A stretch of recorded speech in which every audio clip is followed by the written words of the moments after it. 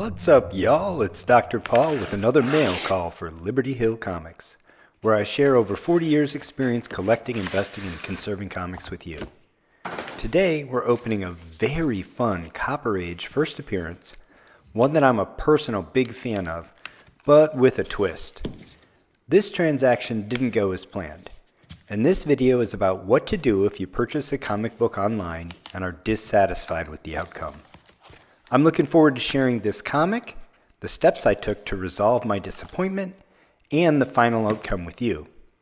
Along the way, I'm going to give you my tips and tricks for resolving these things so both the seller and buyer walk away happy, or at least not angry. The good news is most people in the comic book hobby are good people, and there is a happy ending to this story. I want to thank you for joining me today, and give a special thanks to all of the subscribers, new and old, that helped us hit the 800 subscriber goal. In celebration, we just gave away a slabbed copy of Strange Tales number 135, the first appearance of Nick Fury, Agent of S.H.I.E.L.D. I hope you stay tuned for news of our upcoming 1,000 subscriber giveaway soon. What is it and why do we care? This is Betty and Veronica number 320, from October of 1982. Written by Frank Doyle with art by Dan DeCarlo. It's the first appearance of none other than everyone's favorite bad girl, Cheryl Blossom. She's on the cover, right there in the upper right. I've never owned this comic, and I've been looking to add a copy to my personal collection for some time, so I jumped on the chance to get this book at auction. Growing up, I didn't buy very many Archie comics, but they were around in waiting rooms or friends' houses, so I was familiar with the gang from Riverdale. The Betty Veronica debate would frequently come up, and being a fan of bad girls, I was confused why anyone would have eyes for Betty when Ronnie was around. But Veronica is the spoiled rich girl, which is a specific archetype of bad girl, and when Cheryl Blossom came along, we got the pure, unadulterated bad girl who was bad because she enjoyed being bad, rather than because it was a consequence of her privilege or entitlement. So I had a new comic book crush. If you watch Riverdale, by season 3, the show writers and actress Madelaine Petsch had established Cheryl as the premier bad girl of Riverdale. Riverdale is in season 7 now, introducing an entire new generation to Archie's gang, and the show's success creates steady demand for Cheryl's first appearance here, making it all the more desirable and collectible. And it's a great first appearance, too.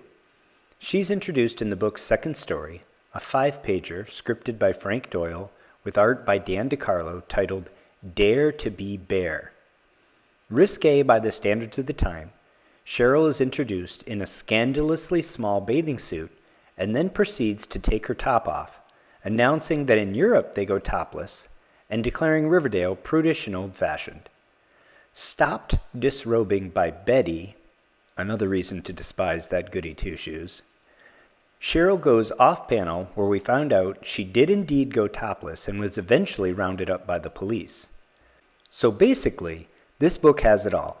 It's a classic and controversial first appearance, first cover, with classic creative team for a character whose popularity is still growing 40 years after she was created. Betty and Veronica number 320 is probably not a rare book, but it was intended for and sold mostly to kids and was not thought of as highly collectible. So shockingly, there are only 217 universal copies in the CGC census, with a median grade of 8.0, which is really low for a Copper Age book, but understandable given the intended audience. This book was advertised as Raw 4.0, and a slabbed 4.0 has a fair market value of $100, with a record high of $150. But CoverPrice.com shows sales data of Raw books, and this book rarely trades hands for less than $100 in any condition. I won this book in a lot of 2 comics in an eBay auction from seller Sci-Fan Books for $125. This book was advertised as VG or very good, which equates to a 4.0. And I thought that might be a bit conservative. Maybe this book was as high as a 5.0. And also I thought the book had a lot of potential for a clean and press to bump it up substantially. So I was happy to pay full fair market value for a raw 4.0 because I thought it looked like a book that could benefit greatly from a clean and press. Let's see how I did. On first impressions, this book looks great. I'm really happy with it so far, and the cover and the back cover look fine. A couple of creases, a little bit of light soiling. Nothing I didn't expect for the grade. The paper quality looks great. It's like white, maybe just a little bit of off-white. Here on the interior, similarly on the cover, closer to white than off-white. Really a nice looking book. And this first story is not what we're here for, so I'll flip through it pretty quickly.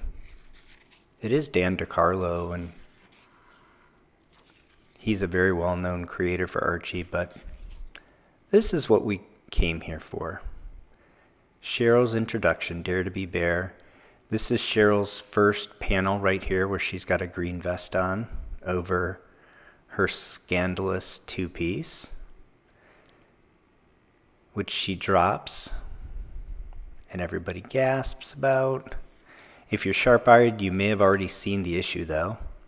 The corner of that first/second page of the story, it's been torn off and reaffixed with tape. We'll go through this story art really quickly. So the girls are astonished by the small size of her bikini, and she says, "Don't be prudes." In Europe, they go topless. She tries to take her top off. Betty stops her. She's bored with the girls, so she wanders down the beach. And then there's some story with her brother, and we get the story wrapped up with the cops rounded her up because they found her topless down the other side of the beach.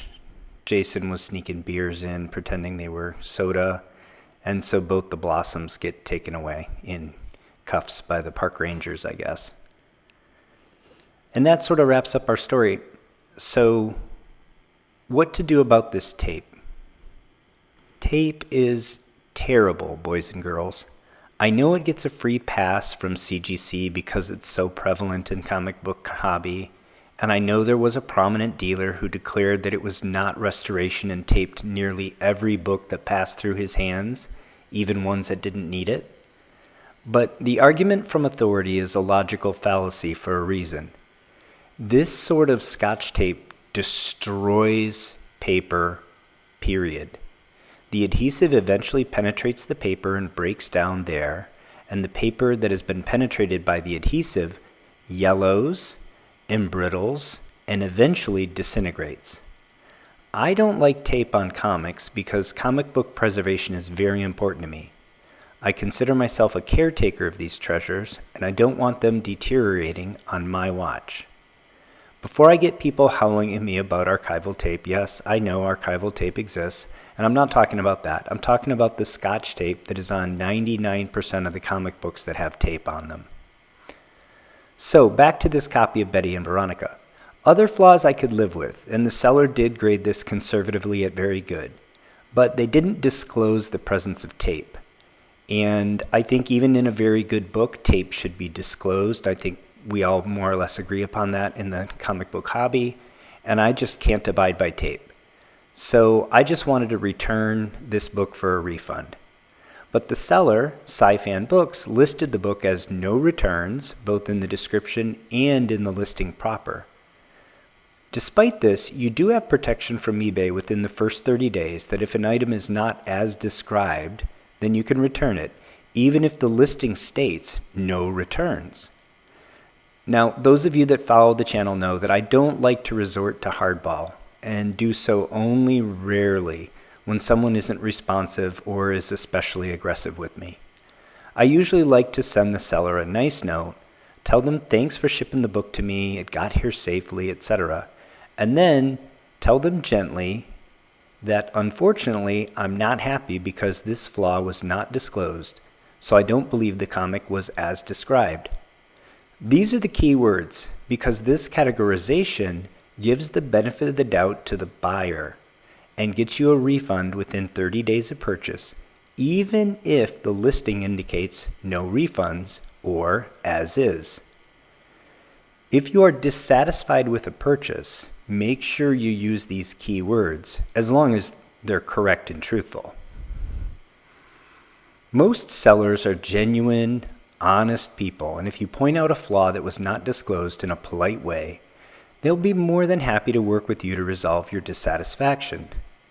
The experienced ones know that you can just play hardball with them and demand a return anyway, so it's in their best interest to resolve it peacefully and probably save themselves hassle and some money from return shipping. I don't reach out to sellers very often, but I've been on eBay over 20 years and I've made many purchases. When you have that many transactions, you're bound to have some go awry. The vast majority are resolved peacefully, and I've had everything from a seller offering a full return and also demanding that I keep the book, to a partial refund, to a full refund with a return. To date, I've never not been able to resolve an eBay transaction either peacefully or in my favor. Those of you that watched my recent video on my purchase of the showcase number 22 with the undisclosed restoration, it's turned a bit ugly. The seller has refused to honor a return, and I've had to play some hardball. That will still take some time to resolve, and I'll update the channel when it does, but you can follow the link for the backstory if you're interested. This story, fortunately, has a happy ending, so I wanted to share it to contrast with the pending transaction for the Showcase 22. By the way, when I say I've always been able to resolve any conflict either peacefully or in my favor, it's worth noting that occasionally I've had a return in which I paid for the return shipping. And while that seems unfair because I'm losing out shipping through no fault of my own and I end up with nothing to show for it except shipping costs at the end, I actually think this is fine. You see, when you purchase an item online, both you and the seller assume some risk. It's not fair to put all of the risk on the seller. You both assume risk, you both roll the dice, and sometimes it works out and sometimes it doesn't. Occasionally you crap out, and when you do, you occasionally pay the return shipping. As long as it's amiable, I really don't mind this, and I think if you're angry about this, you're playing the game incorrectly. Shipping is just the ante for buying comic books online, where you find sometimes that you got an incredible deal, sometimes you just break even, and sometimes you lose out on shipping. At any rate, I reached out to the seller, and despite being just a few days shy of the 30-day window, and his listing clearly stating no returns and as is, Sci-Fan Books immediately sent me an apology for missing the tape and not disclosing it, and issued a full refund and requested I return the book. I thanked him for his prompt response and stand-up nature, and I sent it back to him, and we both left positive feedback for one another. Once you fall outside of the 30-day window, you do have fewer options, so make sure you get this sorted out before that window closes. If you do, eBay's buyer protection favors you, and you should be able to resolve anything without any bad karma and without having to resort to hardball. But if you do, use the phrase "does not match description" or "not as described." As long as it's true, you have the upper hand in the interaction with the seller, which is nice to know, even if you never intend to use it. I hope you enjoyed this video on Betty and Veronica issue 320 and what to do when your eBay purchase goes awry. Sadly, I'm still on the hunt for a copy of this book. But on the plus side, even though this transaction didn't go according to plan, it did reveal an honest seller, and I want to give an appreciative shout out to Sci-Fan Books for being gracious in accepting this return. I would definitely recommend you check out anything he has to offer on eBay. Anybody else out there have an eBay purchase gone awry? Story to share? Did you have a happy or a lousy outcome? Let me know in the comments below. And if you enjoyed this video, please hit the like button and subscribe to the channel. Until next time, happy hunting and take care of one another.